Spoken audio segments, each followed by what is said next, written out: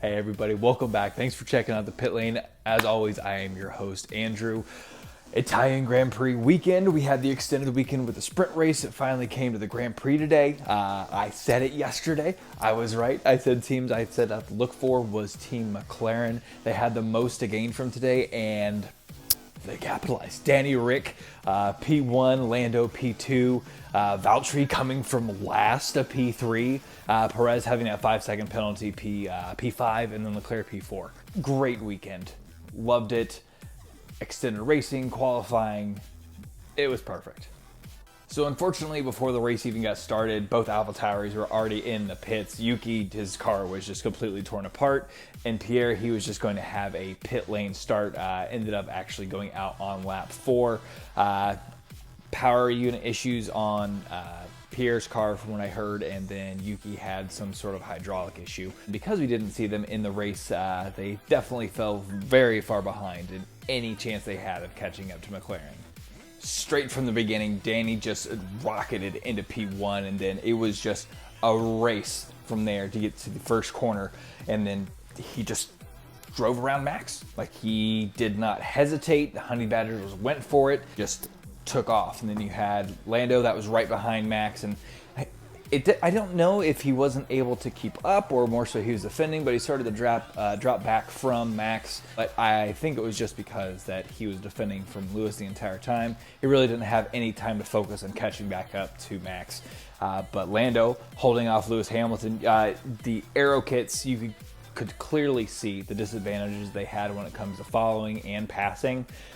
They just didn't have any type of downforce, and you could hear them complaining over the radios about just becoming unstable, trying to pass others, and it is what it is. It led to a great race with a result I don't think anybody really expected, especially from a race that, for all intents and purposes, seemed balanced. I know that obviously we had the pit stop for Max that led to the accident. If that hadn't happened, or if there's a timing issue, we'll get into that in just a little bit. But all in all, I'm happy with the result. So right after the first chicane, you had Max and Lewis just going at it with a crazy wheel-to-wheel battle. At the second chicane you had over there, Max, it was a racing incident. Lewis said he ran him wide, and it came back, but it was just round and round, and I thought great racing from the both of them. Obviously, Lewis upset that he got hit off to the side, but I mean, if anybody's ever played that corner in a video game, you know that going side by side there is dumb. Like, you say you ran him wide, and we'll get into that, like the first chicane too. Like, going side by side there is dumb. So it's more so should have Lewis backed up because of the positioning, since Max had the inside, or if Max should have backed off because Lewis is technically ahead a little bit when he came out of the pits. I know they were racing each other, but that led to the incident ultimately. I don't think it deserved to have a penalty. Through the early stages of the race, Lando just had a master class in just how to make the McLaren as wide as humanly possible. He just subtle movements just to keep Lewis from even attempting to make that actual transition to go around him in any of the chicanes or any of the long sweeping corners that they had there at Monza. The medium tires seem to really wear off or just fall apart about lap 20 into it. So nobody went on softs that I saw throughout the entire race, either the medium or the hard compound. But I mean, if it was going to be a race of who could stay out the longest, it makes sense that that was the compounds that they went with, especially on a sprint race weekend. They can choose whatever they want. So right around the time the infamous pit stops happened, I mean, we had Dani, Rick, who came in first, obviously, and what they said on the broadcast, I think, is correct, is that they were saying when he came in, Max basically had the order to do the exact opposite. So if Dani stayed out, Max came in. If Dani went in, Max stayed out. So Max stayed out. Dani came in, 2.7 second pit stop, or 2.4 second pit stop, pretty quick out, and he just had to get the hammer down. And he came back out around that corner. He was in front of Max. He was in front of the Ferrari. And when Max came back out around, and you had Lewis that got past Lando there at the last second. And then you had what happened, or Lewis came into the pit lane, got his tire change, goes out. Lando comes in. As he's coming out, Max and Lewis go wheel to wheel around the first chicane. I don't necessarily think that there was any intention there, and I don't think it was an unsafe move.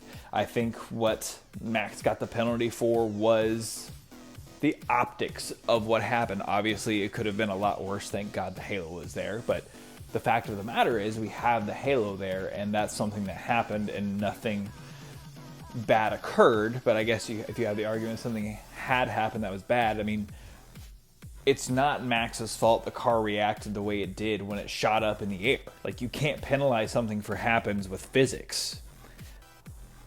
Could he have not been there?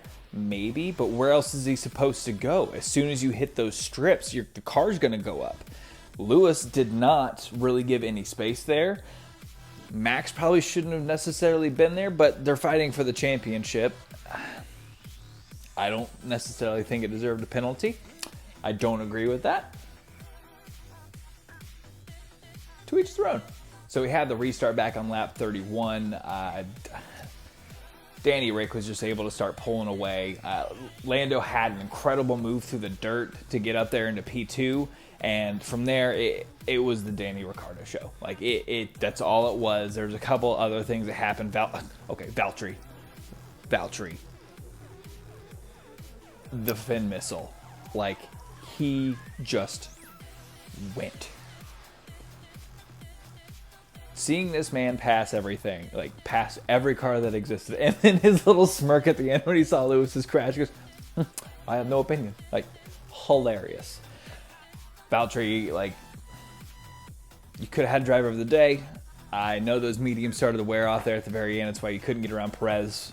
But hell of a race. Congratulations. But unfortunately, because Danny Rick won the race, he got driver of the day. It was the Danny Rick show. When they had the virtual safety car out, Danny just gunned it. Like, from the jump, he timed it perfectly. By the time he crossed the line, he already had a 2-second head start. And then Lando was gone and then started to pull away because Perez and Valtteri were getting into their little fight that they were having that caused them to get off the DRS train. And then from there, you know what happened. Danny Ricciardo did a shoey. Lando did a shoey. Zach Brown did a shoey. What else could you ask for? Again, Italian Grand Prix, great weekend.